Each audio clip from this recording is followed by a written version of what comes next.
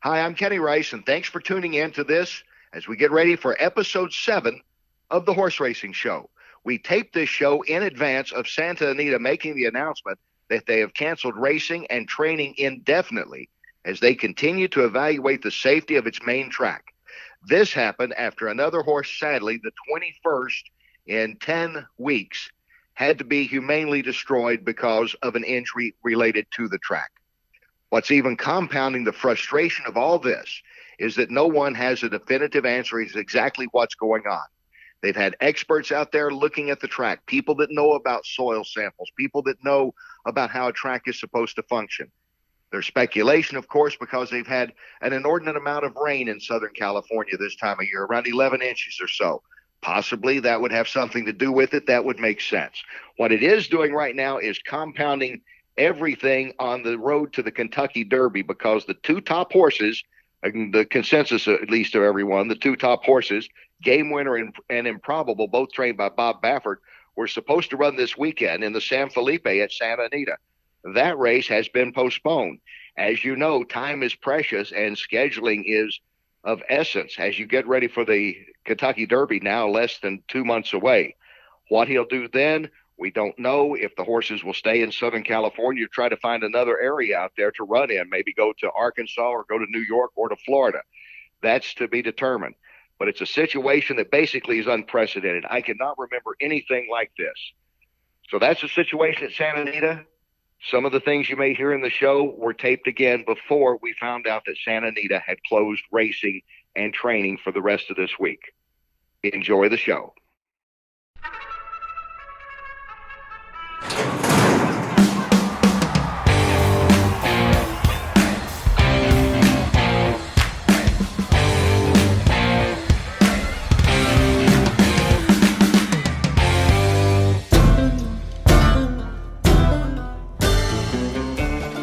Hello again, everyone, and welcome to the Horse Racing Show. I'm Kenny Rice.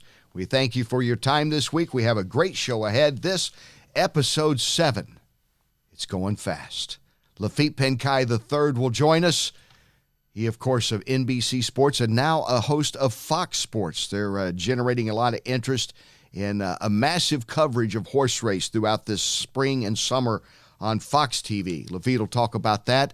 And then what about sponsorships? It's such a key part of sports these days. A man that has been an avid horse racing fan and a big backer of horse racing for years, Jeff Ruby, joins us. The Jeff Ruby Stakes coming up this weekend, March 9th. That will be at Turfway Park in Florence, Kentucky. And in this day and age, you have to have a corporate sponsor, it seems. Look at the college bowl games. I don't think there's any bowl game out there that isn't sponsored. I always found it, by the way, ironic years ago in Shreveport, Louisiana, that the Weed Eater Bowl was played on artificial turf, I believe. Same way with the car race once. It was sponsored by Jiffy Lube, and they had to hold up the race because the track was too slick. True stories by sponsors. Baseball, football stadiums. There's 32 football teams, NFL teams, 30 baseball teams. I've lost track of most of the stadiums. I grew up, I knew all the stadiums. You'd say this is at this because it was named for who played there. There was Tiger Stadium in Detroit. You know, hey, the Tigers play there, pretty obvious. There's not many of those left. You have to have some kind of corporate sponsorship to make it. And horse racing has been reluctant, as they have in many things, to embrace the 20th century as we've moved now into the 21st century. But in the last few years, you're seeing more and more races. Even big races now, the Kentucky Derby, all the way through the Triple Crown, just about are sponsored. And the Breeders' Cup has sponsorship all over the place. That's come about in the last decade. But horse racing is one of the last sports to get involved in the sponsorship of things and have some kind of corporate tie-in. And it's almost a must these days. Thomas Kenny is back with us, our researcher. And you did some interesting research here this week because you found actually more baseball stadiums that have names that I actually would recognize. I thought there were more corporate names, but there's still quite a few baseball stadiums out there that you can identify with. Mm-hmm. Yeah, you've got obviously Yankee Stadium. That's probably the biggest. Yeah. New Yankee Stadium. I was around, about this tall when the old Yankee Stadium was still in circulation. But, still that doesn't have a corporate sponsor. Hell, the Yankees, they don't need the money. No, they got the deal they got in TV alone. They don't need it. I never thought that stadium would go down, by the way. I thought it would stay like two that I was aware of, Wrigley Field and Fenway Park. I thought that would definitely stay around. I thought that Yankee Stadium, as it is, they'd just renovate it some, but it would stay as it did in the Bronx instead of moving it a few blocks away. But so much for nostalgia. Yeah. But Thomas, you found Dodger Stadium, which is let's see, am I right on this?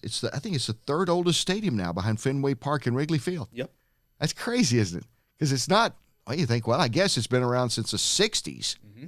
And Angel Stadium is like the fourth oldest stadium in the majors. Yep. Both Los Angeles baseball teams have unsponsored stadium names. And you would think in a city like L.A., that'd be a natural, wouldn't it? Somebody'd be all over sponsoring something. Right. Yeah, that's interesting. Busch Stadium, which people might think is named for the beer, but you did research. It's actually named after one of the owners of the Cardinals, the Busch family. Yes. Not the Busch beer. Yes.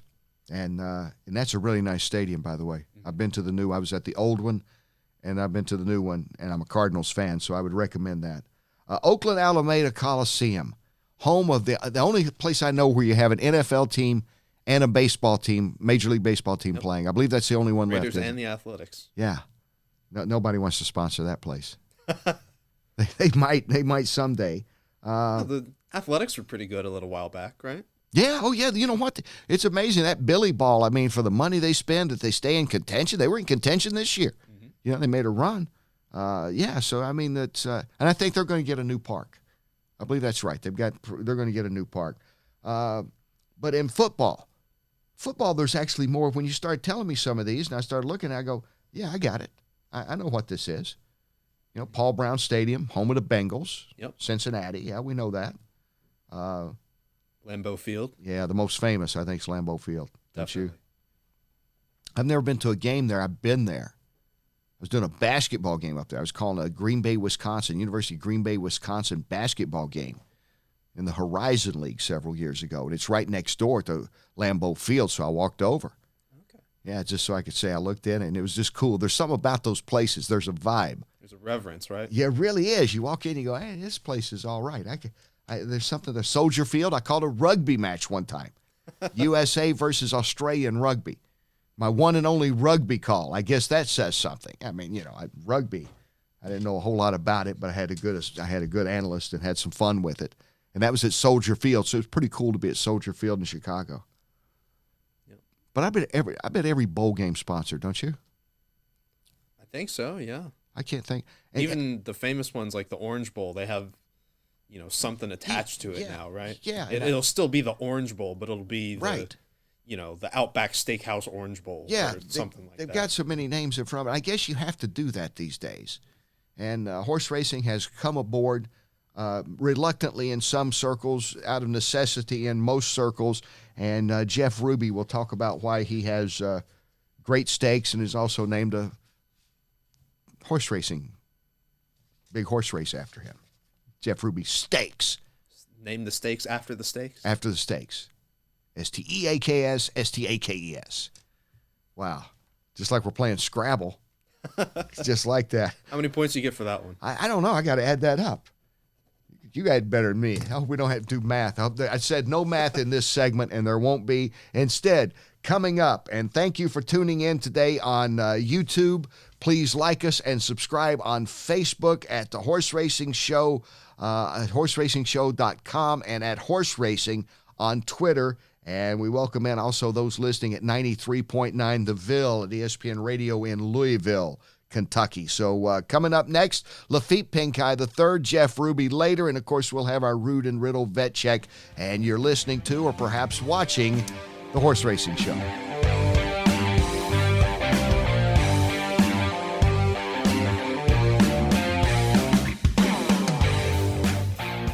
Welcome back to the Horse Racing Show. Glad that you're with us and delighted to have a good friend of mine. He's one of my favorite people all time to work with. You see him on NBC. You'll see him now and are seeing him now on Fox as well. He is a host. He is a reporter extraordinary. He is Laffit Pincay III, who joins us. Hello, Laffit. You stole my line, Kenny. Kenny Rice, one of my favorite people on the planet. It's great to be on the show. Gosh, we're like Donnie and Marie now, aren't we? It's like a love fest here. That's right. It goes back several years now. You know, and I've known you. I don't want to be that guy that said, I remember, but I remember being around your dad, the legendary jockey, and there, I remember when you were, I'd say a kid, you were a teenager, I think, when we first met. It's been about that long. Yeah. It's been about that long. I think one of the first conversations we had, I was covering a Preakness for HRTV. It may have been maybe Street Sense Curlin right around that time, and you were back by the Stakes Barn, and there's Kenny Rice, and you had your NBC Mike Flag, and we, I had not had a real conversation with you at the time, and you walked up and said hello and shook hands, and we talked for about 20 minutes, and it was so appreciative from somebody, very new to the game and aspiring to get into broadcasting and covering events, the magnitude of the events you were covering. And I think I've told you that in private, but I've always appreciated that. Well, thank you. And that's very nice of you. It's a rare moment that I was that nice. You know how surly I usually am when I'm working. I'm trying to dispel the myth of what a bad guy you are off camera as best as I possibly can. Well, you're doing a good job. And I want to see, it seems like it would be a natural fit for you that this is what you would go into. Obviously, the son of the all-time winningest jockey. But was it that simple that this was going to be a natural fit, that you'd go into covering horse racing in some capacity? Horse racing, it's like, that was a line from Godfather 3 in the mob. It's like once you think you're out, it drags you back in. You wind up back in horse racing one way or the other, and we love it, right?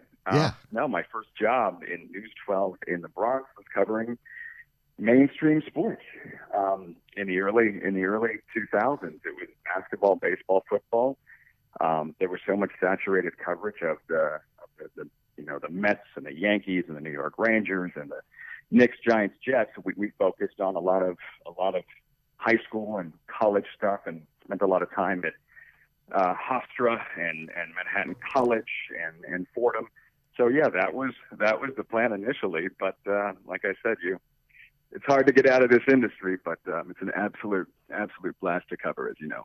Yeah, and did your dad give you any advice about approaching jockeys or just talking about horse racing in general? Because your dad's a fascinating man, in addition to obviously his obvious accomplishments.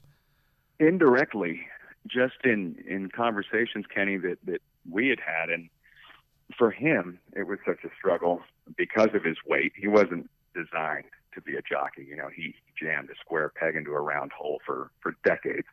He wasn't built to carry 117 pounds or whatever it was, living on a few hundred calories a day. And that was the toughest thing for him, was as good as he was at his job and as much as he won, he didn't really enjoy it, Kenny. He couldn't win 4 races, including the stakes race, and then go out and celebrate like we do after a show. Go out and have a steak and a drink and whatever. He'd be 5, 6, 7 pounds heavy the next day, and that would be that. So just from the sacrifice behind the scenes and watching him that closely and watching racing on television together, he would point out certain things, that this jockey did this really well, or that jockey just made a mistake.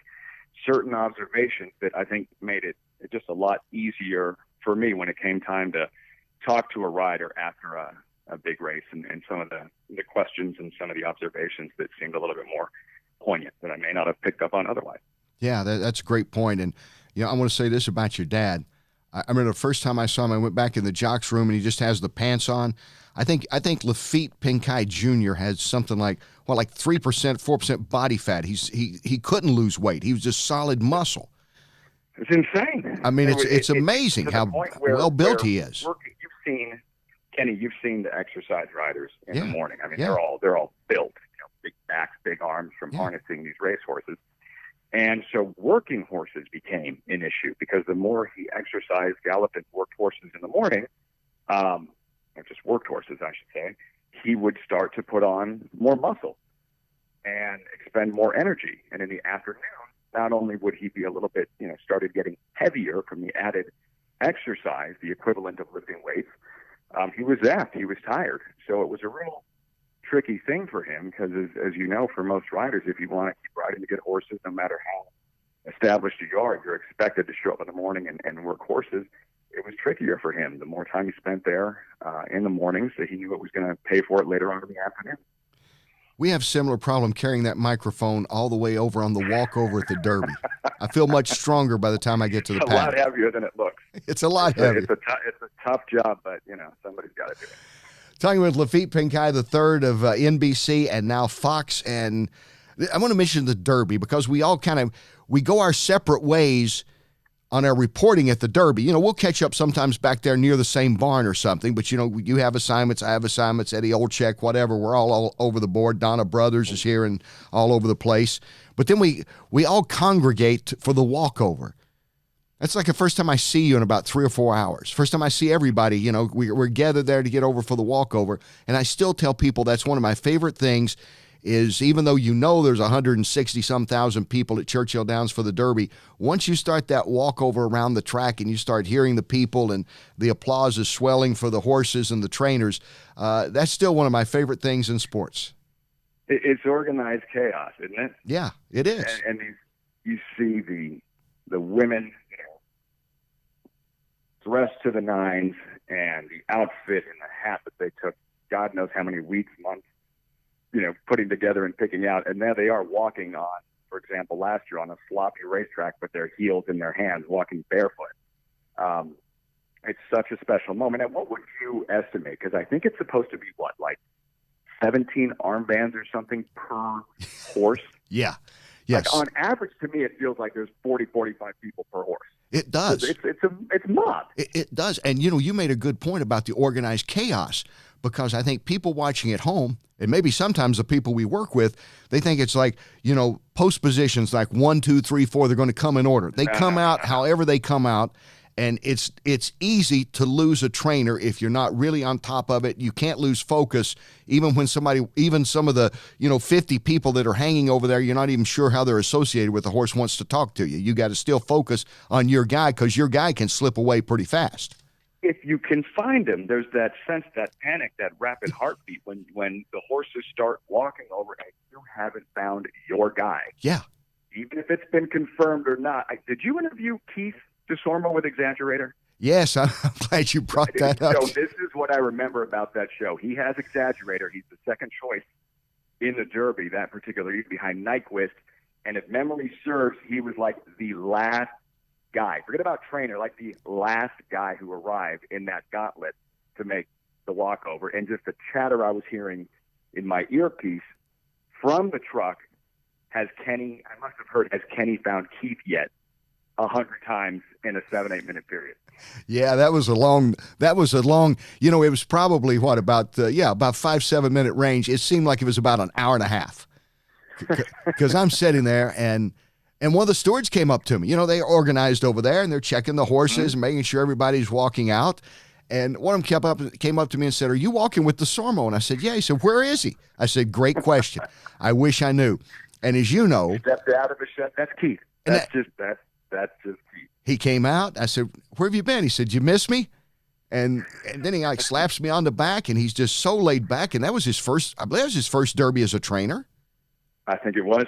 And and like you say, he's got the second choice, a lot of attention, more attention that's been on him as a trainer than ever. And he is so laid back. He's in the afternoon at Louisiana Downs. He's in the second race. It doesn't matter. And he knows what he's doing. And he does. He ran a winning race that day. Yeah, but the walkover, and I think you get much more of a candid response that these trainers are asked the same questions Derby week over and over and over. And it almost becomes robotic with some of their responses in terms of predictability, Kenny. But in that walkover, in the money, when they're walking over with their horse, whether it's Todd Pletcher, who's done it 1,000 times, or Keith DeSormo on that afternoon doing it his first time, they get a little wide-eyed, and seeing the crowd of 150, 60, 70,000, however many it is. It's one of the first questions I asked Todd a couple of years ago, like, how do you compare? He's done this 40 some odd times. How do you compare this to the first? And he says it still gets me. Yeah. It still has that same impact. It's a pretty amazing moment. It really is, and that's I think that's one of the best things about horse racing to me is that Derby walkover, because I think that's why the Derby attracts the crowd it does as far as the TV audience. You kind of get caught up in the moment. It's like before kickoff of a Super Bowl, there's a moment there. You go, this is something. And, and you've covered a lot of other sports too. And now with Fox, in addition to the NBC coverage, with Fox, you're back on the road all the time. You're doing horse racing. You're doing a lot of horse racing in this new deal that they have, which I don't see any downside at all for horse racing, because horse racing people are always saying, how come we aren't on TV more often? Well, you are now. The viewer wins, Kenny. The horse racing fan wins with so much content being generated, whether it's online or the network presence between NBC and Fox now. Yeah, the viewer's the winner. I'm super fortunate of the flexibility being shown from NBC, being allowed to work for both entities. And, I've only done one of the Fox shows. I'll be in Tampa Bay. First time ever, by the way, for the Tampa Bay Derby this Saturday, the Rebel the following week for Fox. I'll plan on spending the entire summer at Saratoga while still maintaining all of my responsibilities and all the jobs for NBC between the next NBC broadcast, the Santa Anita Derby. That's always part of a triple cast with the Bluegrass and the Wood. Obviously, the Triple Crown, and then the Breeders' Cup Challenge Series, Blink, and it's fall racing, and we're back at Santa Anita getting ready for another Breeders' Cup. And, of course, the big thing in all of it for all of us is the perks. Air miles and hotel points. Naturally. That's what it's all about. Naturally. We have too many of them already, don't we? So you got a lot of air miles. Well, I really sat in a plane. I really did. Maybe the day that this starts to feel like work, I would start thinking about wanted to do something else. It's an absolute, it's fun covering a sport that you absolutely love. All of the characters in thoroughbred racing, from the breeders, the owners, the trainers, the jockeys, and so much lead up and build up. As you know, Kenny, a horse racing broadcast, it's in a 1 hour show. In some cases, you have, if you cover two races, well, there's 4 minutes of action, but otherwise, for something like a Kentucky Derby, so much hype and build up and months of preparation and all of it for 2 minutes. There's at risk of sounding very cliche, there's a reason they call it the most exciting 2 minutes of sports. No, you're right, and I think that telling stories, which you do so well, is a big part of it. My contention is, look, you got to get them out to the track first. You have to get people interested in the sport first, have some idea. You can't just say, hey, go out there and let's start betting. Because for most people, it's like playing a slot machine. If you haven't been around the races, just to go out. I remember my first time, because I didn't grow up in the sport. First time I go out there, I don't know what this forum's all about, this racing forum. Okay, I'm watching the races. You got to kind of get to know people and get interested enough to come back, as you do with any sport.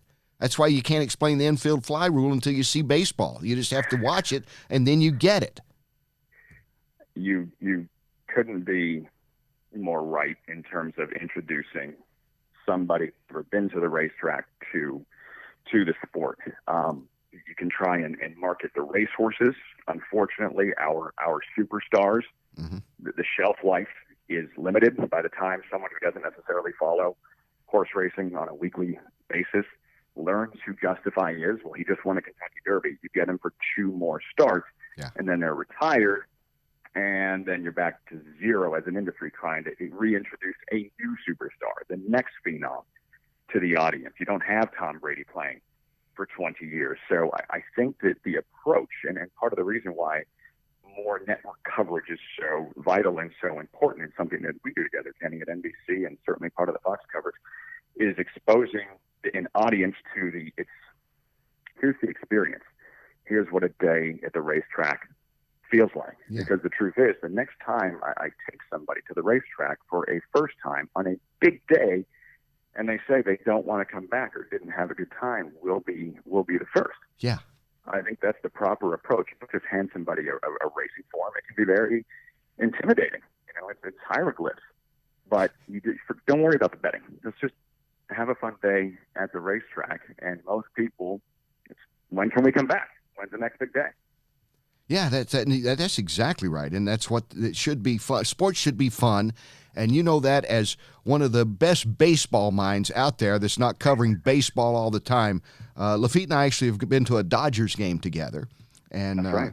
And who gave something away that night? What was that? I forgot whenever we were there. Was it something like bobblehead night or something? Something. That's what Bring they always. your friend to the ballpark for free night, I think is what it was. Maybe that was it. It was something like that. So, I'm having a real issue though with the Dodgers right now. yeah, I was going to ask. So here's a story for your listeners. Maybe you didn't catch it during the Travers coverage last year. Kenny is interviewing mattress Jim McIngvale, and at the end of the interview proceeds to show off Mattress Mac's World Series Houston Astros ring. Right? Yeah, that was I'm embarrassed now. I'm ducking. You can't see I had me. to look at that. Yeah. I had to look at that as a lifelong Dodger fan. I I'm know. already over the Red Sox World Series last year because they were the better team.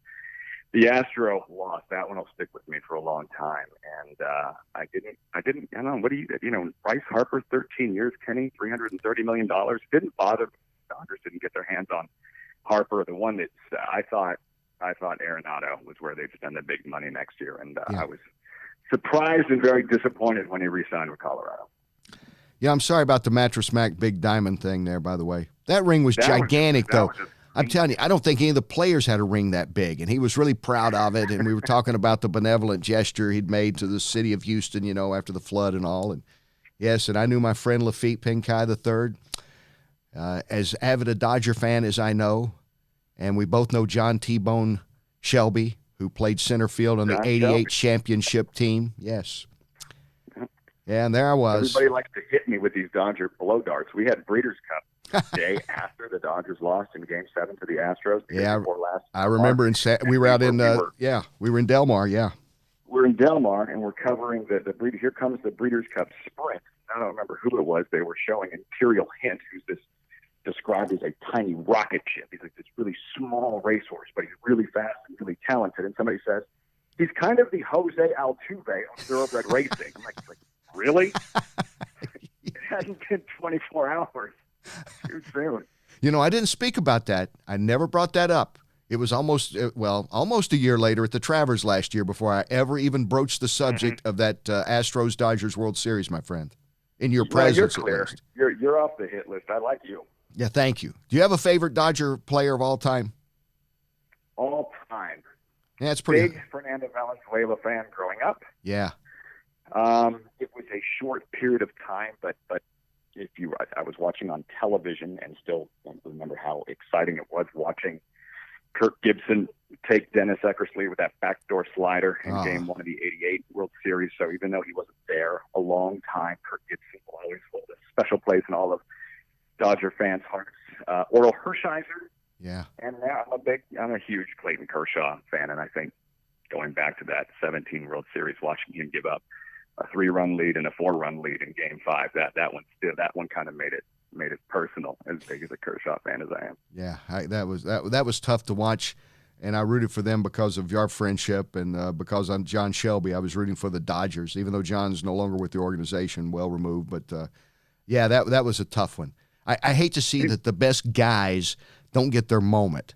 They can be great all season. It's kind of like so many good jockeys that, they don't ever get that moment of a Triple Crown or a Breeders' Cup race that people remember, people being the general public. They win everything in the world somewhere else, but they don't win a Triple Crown or they don't win a Breeders' Cup race, or at least big enough that people know. That's what, I'm sure that's what, diehard Miami Dolphin, Dan Marino fans must feel like. Yeah.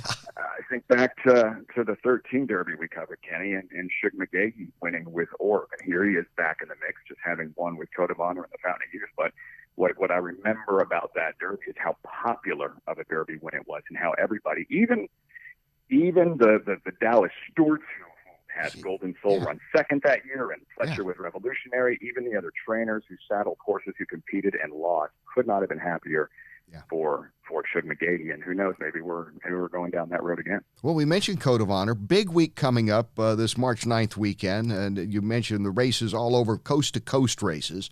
Are there horses right now that you think, if you had to pick like a top 5 to look at, even though I know, we can say anything, and who knows. If everybody stays healthy, I have to couch everything. Everybody stays healthy. Here are 5 or 6 horses I think could go and be factors in the Derby. Yeah, how? I would say Baffert's like, 3 probably. It's almost like, one more time? I'd say Baffert's got probably 3 of the top 7. How, Roadster has that, speaking of Miami Dolphins, that Larry Zonka, just pin your ears and run angry kind of approach. He just runs angry out there. So impressive in his most recent race at Santa Anita. How can you fault an undefeated 2-year-old champion and a Breeders' Cup Juvenile winner and game winner and Improbable? We watched him Breeders' Cup weekend. Right. It wasn't a Breeders' Cup race, but Breeders' Cup weekend at Churchill Downs. Improbable likes the track, and it's kind of the point where, I realize the Patriots lost the Super Bowl to the Eagles the year before last, but I can only imagine, and I'm not a big sports gambler, but if you invest or wager a significant amount of money against the Patriots, against Belichick, against Brady in a playoff game, in a Super Bowl game, and you lose, how? Yeah. You have to feel a little silly afterwards, right? That's right. That's right. So, I went against the proven, the track record does sort of mean something. Right. And at this stage, just betting against Baffert almost feels silly. So it's understandable. While I don't know that we've seen some flashy 2-year-olds win Breeders' Cup races, crown champions, getting ready for their 3-year-old run. I've seen, and I don't know that game winner to me visually is any more impressive than a Vindication or some of these other really terrific 2-year-olds, regardless of what they did during their 3-year-old season. But because it's Baffert, there seems to be an added level of respect for game winner and for Improbable and his upside in Justify stall at Santa Anita. This is when I really start getting into it. A little bit of like March Madness horse style is when, this weekend start coming up and we get closer now to Florida Derby, Santa Anita Derbies, Bluegrass Stakes, those kind of races. It feels like if somebody hits the clock and the countdown starts, for me, it's always right around Fountain of Youth. I think that's part of a gift that the Pegasus has given us in horse racing, is it spares us from a lot of mindless Kentucky Derby chatter in January. Because as well as I do, these trainers are more patient now. You're going to see the better 3-year-olds maybe in February. In some cases now, like Baffert is with game winner Improbable in March. That's been the emphasis for trainers now is a rest after a fall campaign and bringing back a horse with it's 2 preps and then the Derby with some of the bigger outfits seems like the approach that's most often taken now. But now after the Fountain of Youth and all the hype surrounding Hidden Scroll, and I'm very interested to see what happens with him moving forward. But now it gets serious, and it's like a semifinal round of these prep races with the Tampa Bay Derby, the Gotham in New York, and the San Felipe. Which, by the way, real quick, Hidden Scroll brings up another conversation because it seems as though because Justify won the Derby in his 4th career start, Kenny, and because he won the Triple Crown in his 6th career start, all of a sudden experience doesn't it doesn't matter. No. And I understand that it might mean a little bit less. If nobody has a lot of experience, it's going to mean a little bit less. I'm wondering if by the end of the year, Hidden Scroll becomes the yin to Justify's yang. Mm-hmm. When somebody says experience does not matter, and they say, well, look at, Hidden Scroll didn't have any experience, and he went into the Fountain of Youth in his 2nd start, and his first try against graded stakes horses, and first time going long, and first time on fast ground, and he kind of got his bell rung a little bit, and but I'm interested to see what direction Hidden Scroll goes in, because I will tell you they don't want to expose their horses. At least they used to tell you.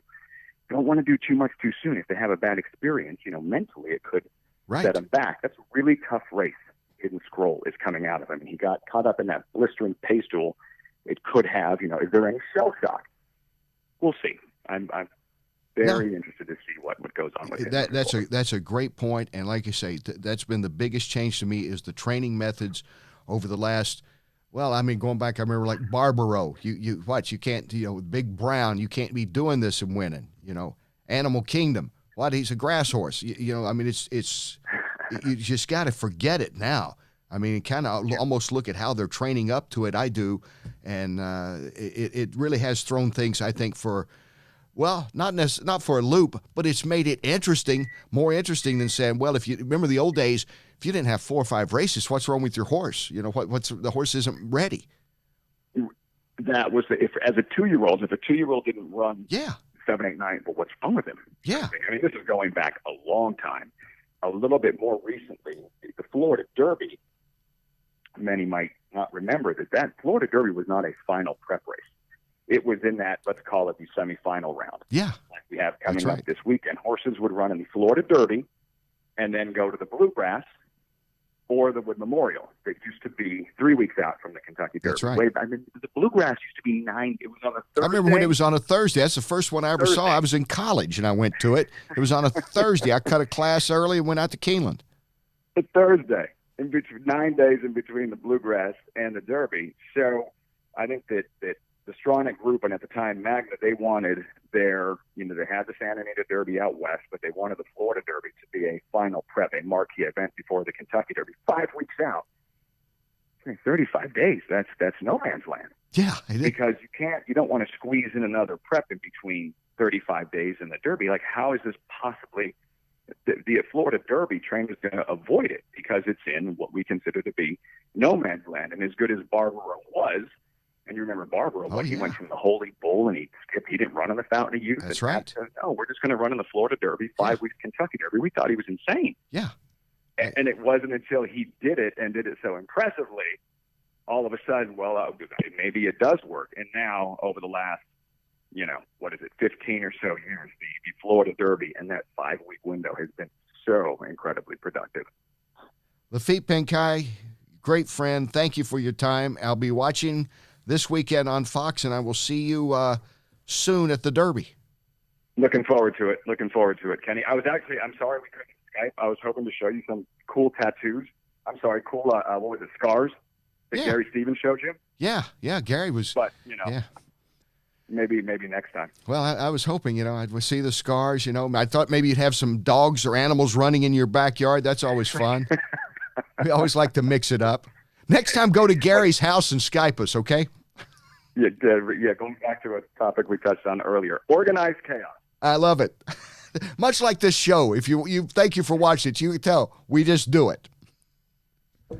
And we don't have that shoe company sponsoring. I just gave them a plug, and they don't even sponsor us. Maybe they will now. Yeah. Laffit, thanks again, my friend. Anytime, Kenny. Thanks so much. All right. The very talented Laffit Pincay III from NBC and Fox. And stay with us. More of the Horse Racing Show right after this.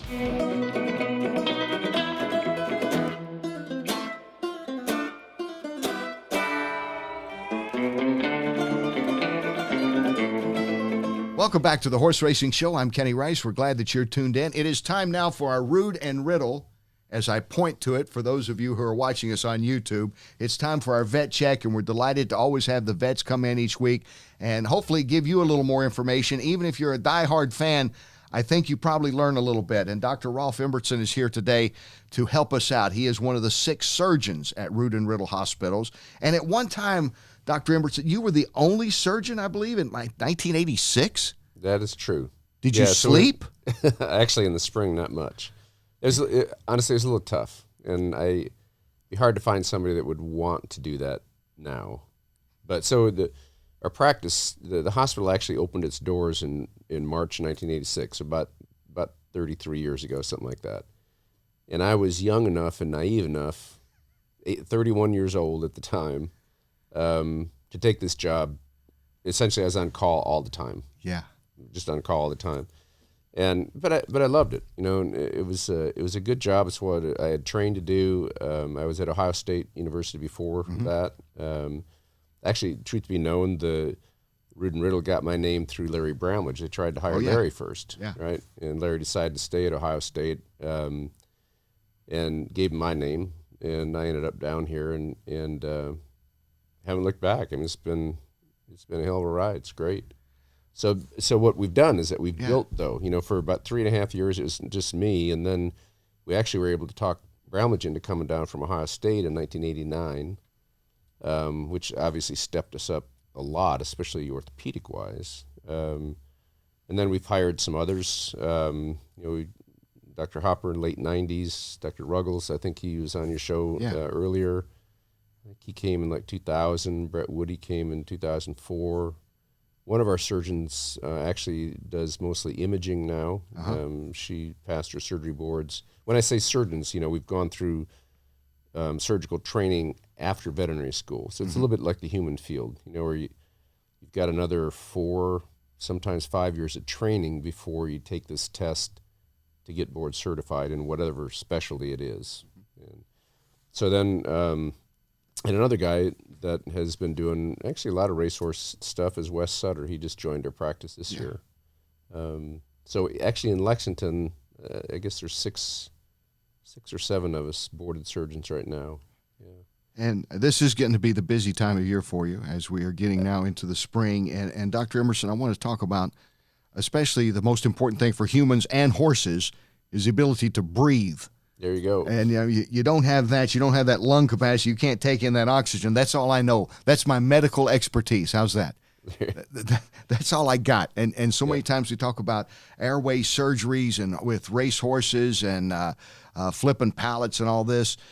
So kind of generically, what are the things with these airway surgeries especially? Are they all are they all kind of tedious, or is it kind of a common practice with a racehorse?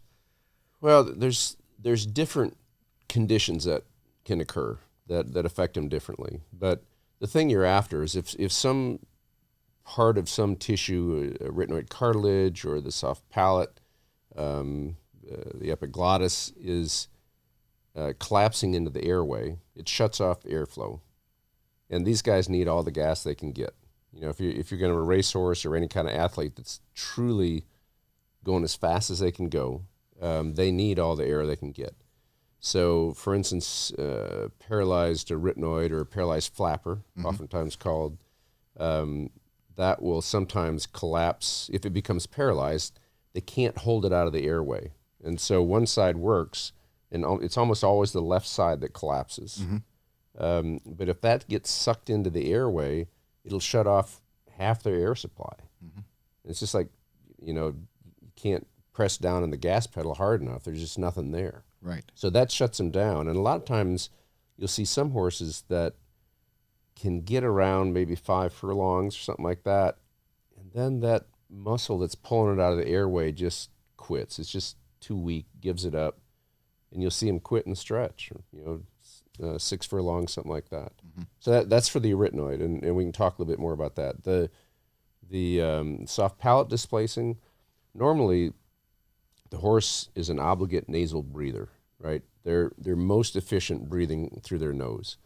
So the soft palate, just like in us, it separates our mouth from our nose. And the soft palate in the horse essentially is a structure with a hole in it, and through that hole sticks the arytenoid cartilages and the epiglottic cartilage, and they form a tight seal around that.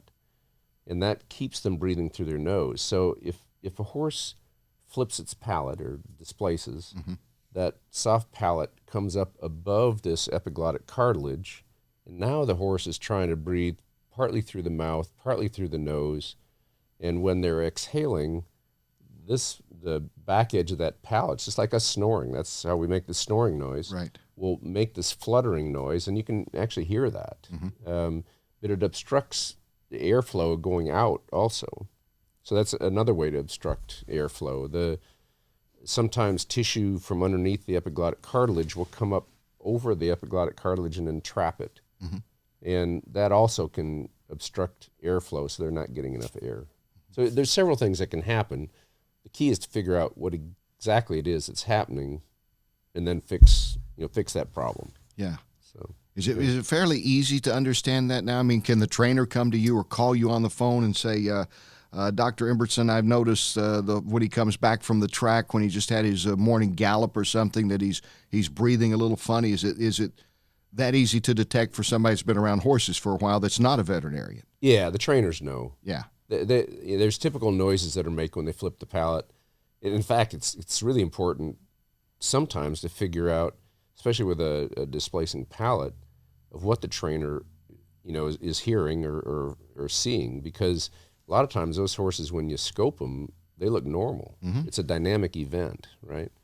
So they'll tell us. I mean, this horse flipping his palate, in training in the morning, it's a problem for him. And then you look at the race form too and see where they're at, how they're racing, Mm-hmm. et cetera, and you can help figure it out there. But the diagnostics have gotten better. Yeah. And I'm sure you've heard of this, but now we do an awful lot of examination if we're not exactly sure what's going on Right. during exercise. With the scope in their Yeah. nasopharynx during exercise. Mm-hmm. And that's helped us immensely to try to figure out what exactly it is that's obstructing airflow. And we got to the point in the 90s where we're putting horses on the treadmill and trying to do it there, just a standing scope, and we'd stand next to them as they were going. Mm-hmm. Now the technology is such that they have a remote pack on them. Mm-hmm. It's built into their saddle pad. Mm-hmm. You can put a scope in their nose, and you can stand on the side of the track and see what's going on. And it helps, to then put it on a computer and slow it down and figure that out. Yeah, you don't want a mouth breather horse, do you? No. You probably don't want a mouth breather human, come to think of it. When you're out running, for those that are seriously competitors, you probably don't want that. Some people ask me after a race, it's not uncommon to see some blood around the nostrils. I mean, yeah. it happens. Yes, it does. I'd say maybe not uncommon. I don't know. No, it's not uncommon. You see it. And to those that watch it casually or they're not much at the track and all, I think there's concern. Is this horse hurt? What's it doing? What's this horse bleeding? That's coming from the lungs, right? Yeah. The vast majority of the time, Right. It's coming from the lungs. Humans do this. Yeah. So, and it will shut a horse down if they bleed and it's coming up from the lungs. It obstructs airflow deeper, in the lower airway. And that's a problem it's not a surgical problem. That's more of a medical kind of a problem. And a lot of times it's time that you got to allow things to heal. Right. And to try to solve some of that too, you're trying to figure out how much inflammation there is in the airway. Mm-hmm. And there's some medication that we can give them to try to help with that, to decrease the inflammation. Is there a surgery out there that just is tougher? I mean, I'm going to go back to human terms. It's almost now commonplace. I've had family and friends go through like bypass surgeries. Heart bypass at one time was an iffy proposition 30 years ago. I don't know with horses, is there still that injury that you would have to tell the owner, this is one of those things, it's not a routine surgery. This is a serious, of all the wonderful things we can do, this one is still an iffy proposition. Yeah. Regarding the upper airway, yes. The collapsing of the arytenoid, sometimes that there's some horses that actually get an inflamed or a thickened arytenoid, or arytenoid chondritis. I don't know if you've heard that term or not. I've heard the term. I don't know what it means actually. But what that is actually an inflammation of the cartilage itself and the tissues surrounding it. And sometimes early on in that, it'll look like they're a roar or a paralyzed arytenoid. That surgery, once that arytenoid becomes thickened and it's not pulling all the way out of the airway, trying to do a tieback on that to pull that arytenoid out of the airway doesn't work well. The cartilage is changed. It doesn't hold suture well. And so the surgery we do for that is actually remove that arytenoid. So those horses, if we do that, they can still come back and race. But that's a tough surgery to do and have them come back and race well. Yeah. So they can get back to the track, but in general, you don't want to have that problem in your horse. Yeah. So, yeah. Well, I know you're busy this time of the year, Doctor. I appreciate you coming in, and I guess you're busy all the way through racing season now, right? I mean, yeah, a lot of stuff in Lexington. We're kind of getting yearlings ready for the sale. Right. Seeing mares that are foaling and some of the problems they have with that. Seeing some of the babies, some of the problems, on top of the racehorse stuff that's coming in. But it's a mix of everything right now. Doctor, thanks for your work. Thanks for your time. We always appreciate the Rude and Riddle vet checks. Not a problem. Thank you very much for having me. He came from surgery, by the way, didn't you? I mean, how many surgeries have you done today? Yeah, just 4 or 5 today, but it's not a very busy day yet. We're getting into the busy season. So. Rolf Embertson, how many surgeries have you done in one day? Do you even have an idea? Myself maybe 12, maybe a year 13. In our practice, though, with that many surgeons, sometimes in the spring we'll do 25 to 30 surgeries a day. Wow. Yeah. It's a lot. That's a lot. Doctor, thanks again for your time. Thank you. Thanks for watching us. We'll be back with more of The Horse Racing Show. Remember to follow us and subscribe on the YouTube channel at The Horse Racing Show. You can follow us on Twitter at Horse Racing Show. Like us on Facebook. Listen to us on iTunes and Google Play. And stay with us. More to come.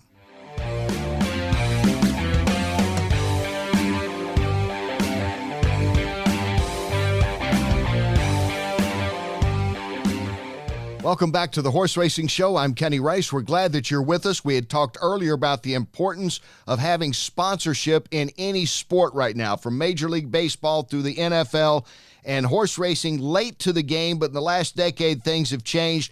One of the guys that have helped change everything is Jeff Ruby, the entrepreneur. You've probably eaten at one of his steakhouses if you pass through the Ohio Valley area. And Jeff joins us now, appropriately enough, since coming up this weekend at Turfway Park will be the Jeff Ruby Steaks. That's S-T-A-K-E-S, S-T-A-K-E-S. Is it S-T-E-K-S, Jeff Ruby? It's spelled like the cut of beef. Oh, you know what? That's perfect. You're the marketing master. It should be that way. Thanks for joining us, Jeff. That's the way it is. And, that's the name. It's S-T-E-A-K-S, yes. Now, how did you get involved in your horse racing? Because I've seen you around the track. You've been involved in the sport for a long time. You've been a supporter of the sport. How did this come about? Well, geez, when I came to Cincinnati,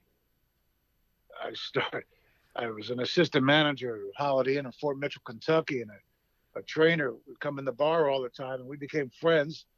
A horse trainer, and he claimed some horse. I claimed some horses, cheap horses, through him, and then that was back in the '70s. And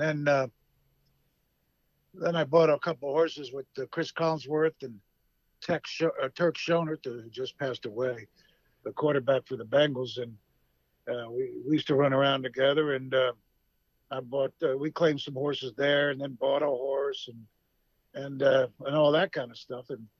But I started with the name with our brand on the jockey pants.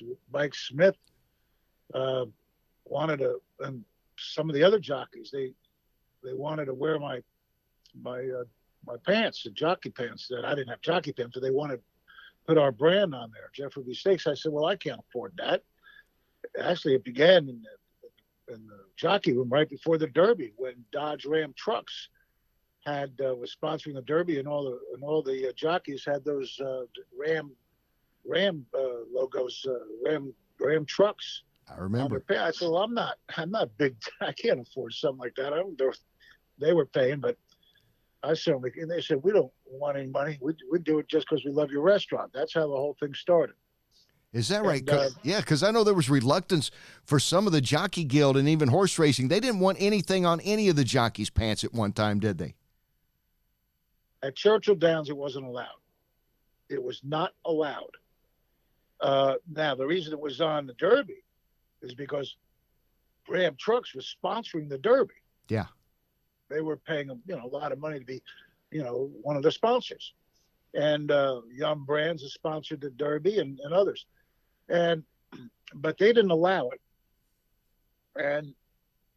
But the new CEO and the new president, I met with them at my restaurant actually to talk, because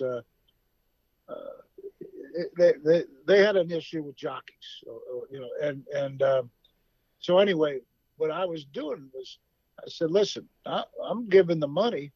The jockeys don't even want to be paid, so I'm donating the money for them wearing it to the permanently disabled jockey fund.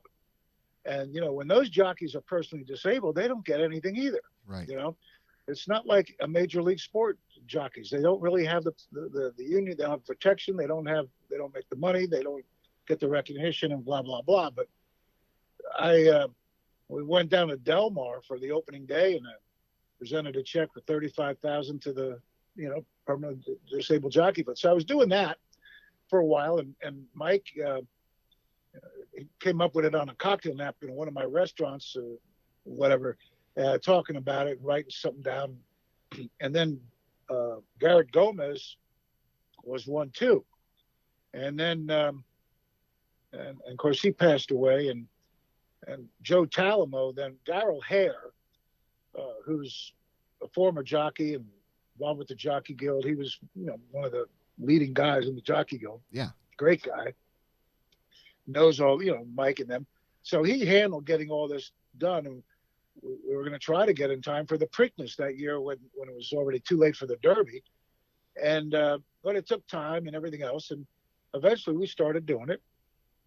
And Javier Castellano's ridden with my pants a lot. So is Johnny V. And I'm friends with both of them and quite a few other guys.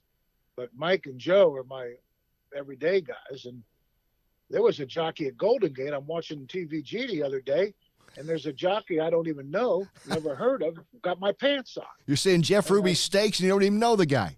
I don't know how he got the pants. I text Darrell. I said, "Do you want me to have him stop?"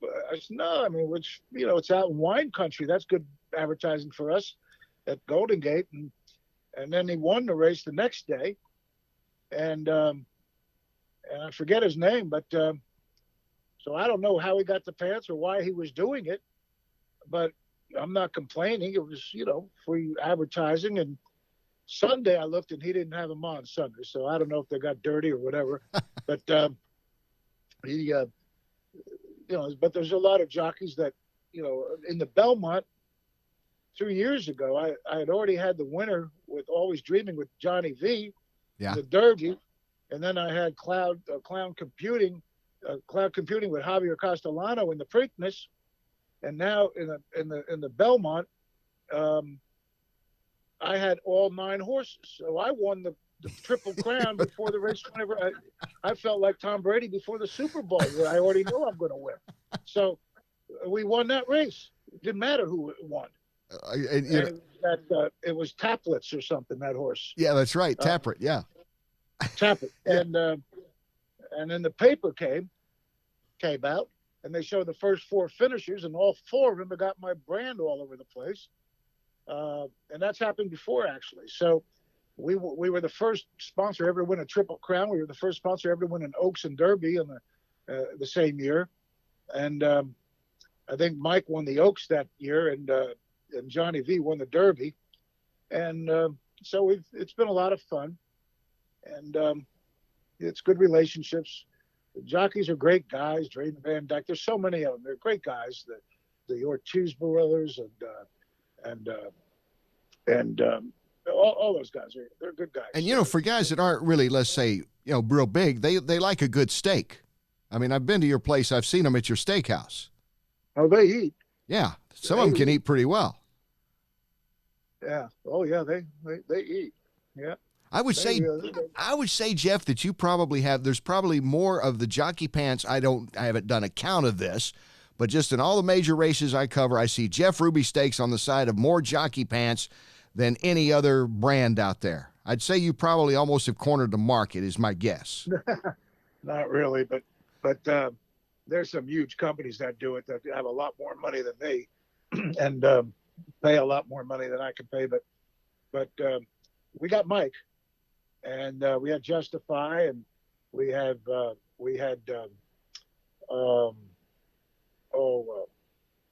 the Breeders' Cup Classic. Arrogant, we had him. Yeah. With him, with City of Light. I think the other day with Javier we won. So we're on Hall of Fame jockeys. And Joe, who's a great young rider. Yeah. He wanted to be with me, and Harold told me about him. He wanted to be associated with me when he was 19.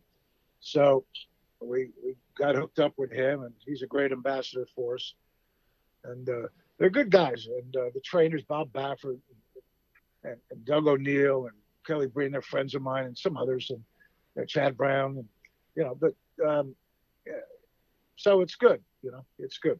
We're talking with Jeff Ruby, entrepreneur, great, a guy that knows how to fix a steak for sure. If you've eaten at one of his great restaurants, and has been a big supporter of horse racing. We're talking about the money he's given to the Disabled Jockeys Fund. You see the jockeys wearing Jeff Ruby steaks, and now the Jeff Ruby Steaks, that's STEAKS, coming up at Turfway this week, which is basically around your home turf. So I guess it was a natural for you to sponsor this. Well, yeah, Chip Bach. In fact, we just got off the air with WOW Radio and Bill Cunningham show just 2 minutes before we got on the air here. They came to me. It used to be the Jim Beam Stakes. Right, I remember those days. Yeah, it was the Spiral Stakes. It was the Jim Beam Spiral Stakes. It was Lane's End had it for a while, and they came to me last year about doing it, or 2 years ago, and for the first time. So the first time was last year. We got another 2 years. We got this one, and then we got next year. We'll probably renew it, I guess. So it brings up, in Greater Cincinnati, this is the biggest event that really happens. It's the Derby part. It's like the tent and the whole thing. They had the biggest sellout last year for the tent. We did our food. And so we have our whole culinary team down there. This year, they've added 500 seats to the tent. They expanded the tent 100 feet longer. So and it's close to being sold. The VIB tent is close to being sold out. I think there's 2 tables left. There'll be 2,000 people in there, and everybody gets a lot of free stuff and all that. And then in the general admission, they're not charging admission because there's construction going on at the track, and they felt it was kind of an inconvenience, so they didn't charge admission. Plus, the first 750 people get a Jeff Ruby Stakes purple baseball cap, and it's a good event. And all the doctors, lawyers, and Indian chiefs show up there long before I was involved. It's dignitaries and all these big shots and celebrities come to it. It was a thing I went to quite a few times. Yeah, I went to the Jim Beam Stakes when it was still at Latonia, Jeff. Oh, wow. Yeah, I remember. I actually did one of the first national broadcasts. It was Mike Battaglia, Tony Chamblin, and I. We did the Jim Beam Stakes. I believe it was like 83, 4, and 5. I remember At the Threshold won it one year. And I remember Stan Musial came in one year, and Al Hurt. That was pretty cool. Oh, wow. I've known Mike as one of the first friends I made in Cincinnati back in 1970. And so at Latonia, at all these events, all these different parties and stuff, I started doing Freddie Capicella. Remember him? Yeah, yeah. He was the voice of horse racing. Legendary caller, yeah. So, and I grew up listening to him. So I said, let me call a race one day. And I called the race at Latonia live. Thank you, win and welcome. And the horses are now entering the starting gate, and that could mean one thing. It is now post time. You're off. And I did the whole thing. Got the 2 lengths, the whole thing. It's great. And but trying to find the horse, trying to make sure I got the right horses and all of that stuff, and that's a whole nother talent that I don't have.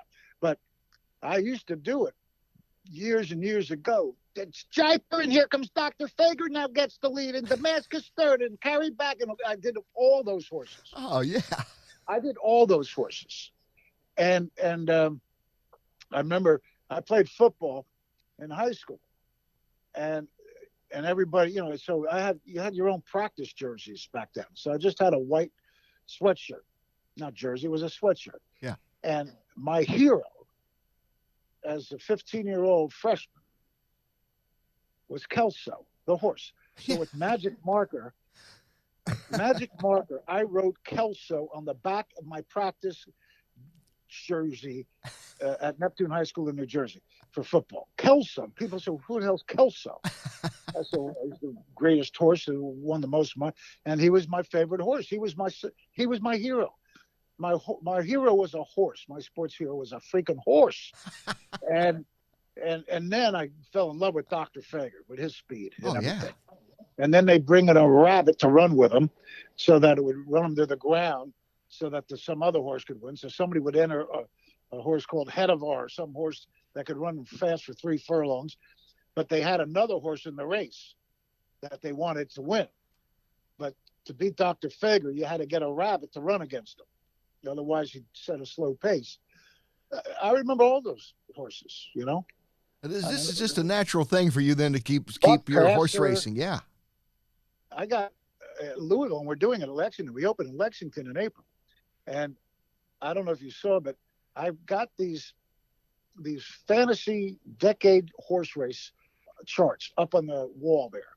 And I went through every turf history book, and I took, like, let's say the years, the 60s, Dr. Fager and Damascus and Buck Passer.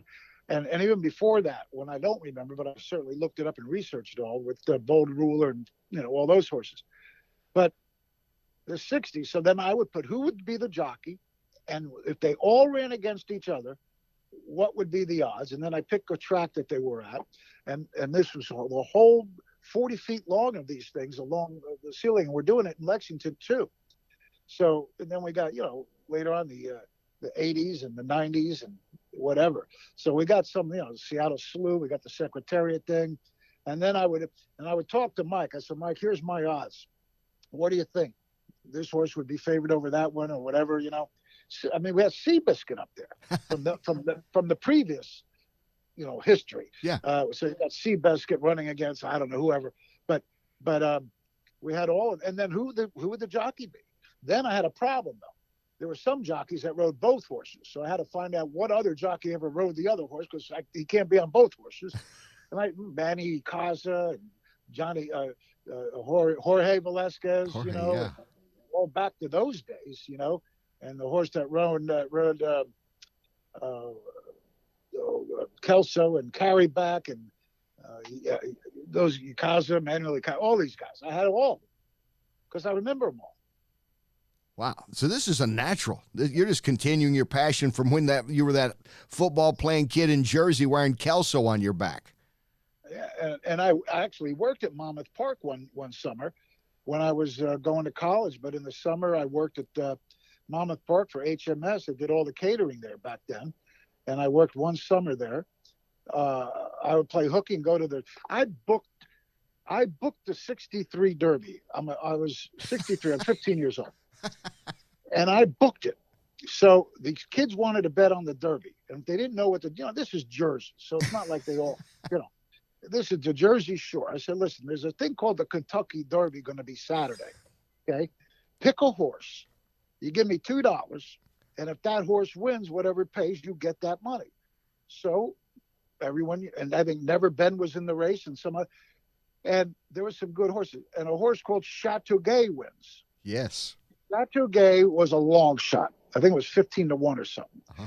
I mean, if somebody would have won, if somebody would have had Chateauguay, I would have had to break into someone's car and steal a radio player or something. I don't know how I was going to get the money if Chateauguay won.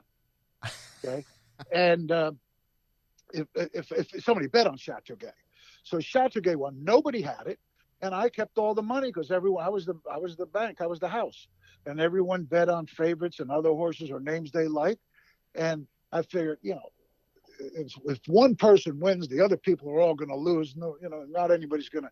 There's not going to be a lot of people winning the race, so I'll come out ahead. I'll come out if one person wins. I've got enough money to pay that horse, that kid, and make a profit. And I'm 15 years old, but nobody won, but me. Because I Chateauguay won, so I didn't have to pay anybody nothing. That's how it started, And I would play hooky and go to the track, and I worked at the track one summer, and then I worked at a restaurant as a dishwasher, fancy restaurant right across the street from Monmouth Park in Oceanport, and so I've been around, I've been around a lot of horses, and I just always thought that I love the sport. Oh, Jeff, this is great stuff. Let me ask you, best steak to order. What would be bone and ribeye? Bone it. Okay, I want to know what steak you would order, so that would be it. No hesitation. Yeah, bone and ribeye. But The Kelso of Stakes. Kelso of Stakes. Yeah, and I don't know. It was just there was another story. I forget what it was. I interrupted myself by talking about taking the bets on the Derby, but working over there at Monmouth Park was fun, and that was it. I got to know the bugle player at Monmouth Park. He'd come out there. He played in a lounge as a musician. And I'm, just a kid. I'm a teenager, but he's the bugle player. So I'd go to the lounge. And I remember he came up with a song. He did a song. And I think he made it up. He said, "This is from the movie Run From Your Wife." So I looked up Run From Your Wife as a movie. You never heard about it. I don't think that movie ever existed. I think it was a joke. Yeah. But he did the song. But it's a hell of a movie, I mean, everybody, it's a reality show, actually. So Run From Your Wife. How many times? I mean, I come out and then I don't have to run. She's got the clothes on the front yard. But so run from you. But this is the trumpet player at Monmouth Park, and I'm 16 years old or whatever I was, and Frankie or whatever his name was got to know him. Oh man, I got to get when you come down and open your restaurant. We're located in the Lexington area. You got to come into the studio. Well, this is great stuff that you have. Well, thank you, Win. Now back to Win Elliott. Remember that? Now back to Win Elliott. Yeah, all the news you get in 24-hour cycles, right? That was like the first one. Was it WINS? Is that it? Something like that? No, Win Elliott. Yeah, I remember Win Elliott, and I was trying to think of the radio station. I remember Win Elliott. The radio station. Yeah. I just listened to it on TV. Yeah. He did Miami. Oh yeah. And then he did New York. Yeah, legendary. Yeah. And a guy named Morris Toby did Monmouth Park. Now that name I'm familiar with, but I don't know. But Win Elliott, Morris I remember Tobin well. Or something. Yeah. Yeah. Well, I never met either one of them, but Morris, Win did New Jersey. Yeah. Win did New York and Miami. And Florida. Wow. So he did Belmont and Aqueduct, and Hialeah probably, Calder probably, Gulfstream probably. He did but that voice was so unbelievable. Got the 2 lengths, and it's Buck Passer. And you nailed it. I mean, that was him. Yeah. If anybody didn't hear him, that was him. What Jeff just said, that was him. So I used to do that at people's events in Cincinnati all the time. Johnny Bench would have parties going to do Freddie Capicella, Jeff. So I do Freddie Capicella, and I would make up these horse races that people loved it. Yeah. Jeff, man, it's been a pleasure. I thank you for your time. I know you're always busy and opening restaurants, in this case, sponsoring the Jeff Ruby Stakes this weekend at Turfway. And I will see you at the track, if not at the restaurant beforehand. There's going to be a lot of design detail that reflective of horse racing industry in this restaurant in Lexington. You will not miss it. Trust me. There's a lot of horse racing there. Oh yeah, a lot of horse racing in that. One room's called the Breeders' Table, one private room. But there's a lot of stuff there that's going to make you feel comfortable that people know they're in Lexington. Excellent. I look forward to seeing you there, if not sooner. I really appreciate your time, Jeff. All right. Thank you. Thank you, Jeff Ruby, a great supporter of racing, has the Jeff Ruby Stakes this coming weekend, March 9th at Turfway Park in Florence, Kentucky. We'll be back with more of the Horse Racing Show right after this.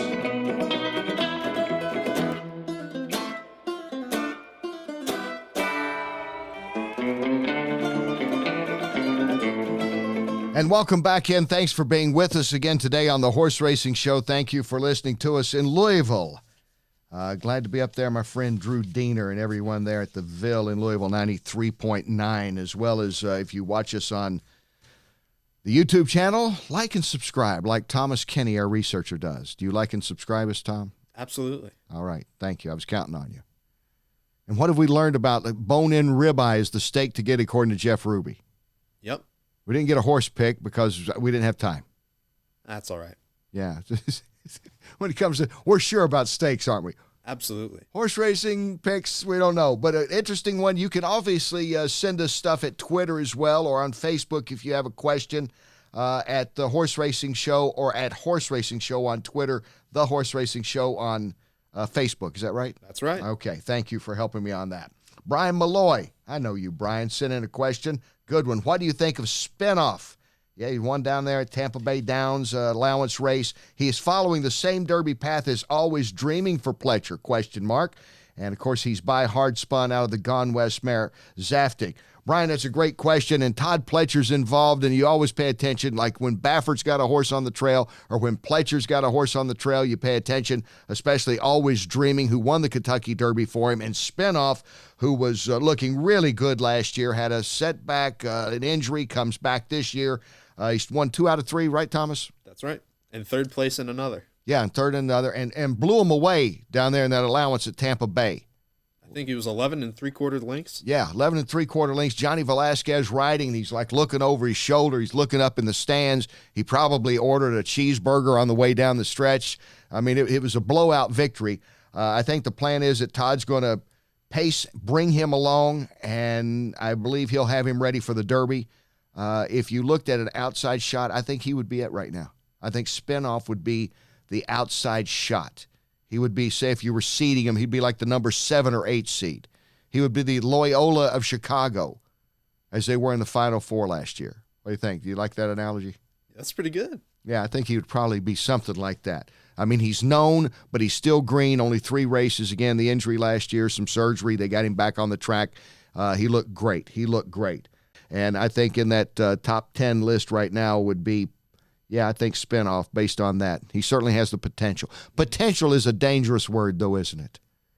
You never want to be the guy with potential for too long. Yes, right? That's it. You got to capitalize. That's it. Yeah, and if anybody can do it, it's Todd Pletcher. He's won 2 derbies. He may be on the trail for his 3rd. Should be a fun day. I think it might be more wide open this year than most derbies have been. Brian Malloy, thank you for the question. Again, you can reach out to us at Facebook or Twitter. What's our Twitter again? At Horse Racing Show. At Horse Racing Show. Thanks. I'm going to start getting up on this social media stuff, aren't I?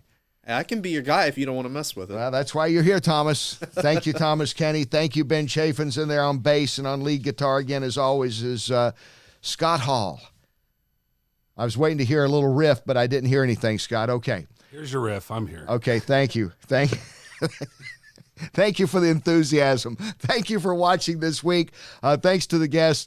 Always good to check in with the Rude and Riddle vets and to have Laffit Pincay III on, my friend, for many years and work with him at NBC. And Jeff Ruby, who's an interesting cat, makes a great steak and is sponsoring a big race and has his name on a jockey pants everywhere, including Hall of Famer Mike Smith. I'm Kenny Rice, and we'll talk again next week when episode 8 of the Horse Racing Show comes your way. Thanks again, everyone.